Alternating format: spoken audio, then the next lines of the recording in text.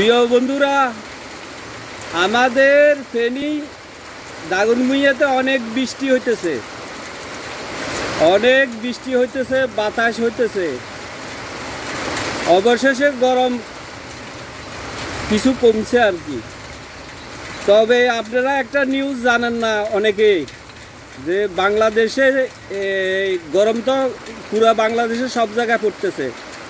তবে বাংলাদেশের একটা জায়গায় সন্ধ্যা 6টা থেকে 6টা পর্যন্ত গায়ে কম্বল গায়ে দিতে হয়, সেটা হলো তেতুলিয়া হিমালয় পাহাড় কাছাকাছি আছে, তো এই জন্য তেতুলিয়াতে আপনার সন্ধ্যা 6টা থেকে 6টা গায়ে কম্বল দিতে হয়। আমরা এটা অনেকে জানি না।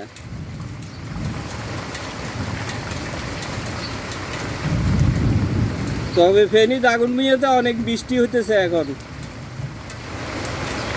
অনেক বৃষ্টি হইতেছে।